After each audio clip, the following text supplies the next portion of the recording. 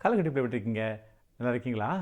பெரும்பாலும் உங்கள் பேர் இருக்குது பார்த்தீங்களா, அதுக்கு ஒரு அர்த்தம் இருக்கும். அதை வச்சதுக்கு ஒரு காரணமும் இருக்கும். உங்கள் அம்மா அப்பா அந்த பேரை ஏன் வச்சாங்கன்னு யோசிச்சு பார்த்தேன்னா, அதுக்கு பின்னால் பெரிய வரலாறே இருக்கும். நீ என்ன பண்ணுற தெரியுமா? என்ன பேர் இருந்தால் என்ன அப்படின்னு சொல்லி அம்மா அப்பாட்ட கேட்குறதே இல்லை. சமயத்தில் தம்பியை பார்த்தேன். உன் பேர் என்னப்பான்னு கேட்டேன். கால்டுவெல் அப்படின்னா. அப்போ நல்ல ஊழியக்கார பேர். யார் தெரியுமா கால்டுவெல்? தெரியாது அங்கிள், எங்கள் அம்மா அப்பா வச்சுருக்காங்க, அந்த பேர் இருக்குது. கால்டுவெல் பெரிய ஊழியக்காரர். அந்த ஐயாவோட பேர் தம்பிக்கு இருக்குது, ஆனால் அவருக்கு தெரியல.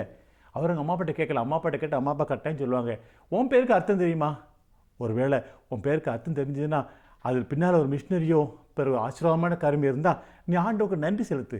பேர் வைக்கிறது சாதாரணமாக கிடையாது. ஒவ்வொரு பேர் வைக்கிறதுக்கும் ஒரு வரலாறு இருக்குது. நீ தெரிஞ்சுக்கிட்டியா?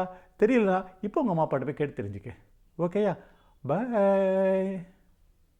யோசேப்பு என் வருத்தம் யாவையும் என் தகப்பனுடைய குடும்பம் அனைத்தையும் நான் மறக்கும்படி தேவன் பண்ணினார் என்று சொல்லி மூத்தவனுக்கு மனாசே என்று பெயரிட்டான். ஆதியாகமம் 41:51.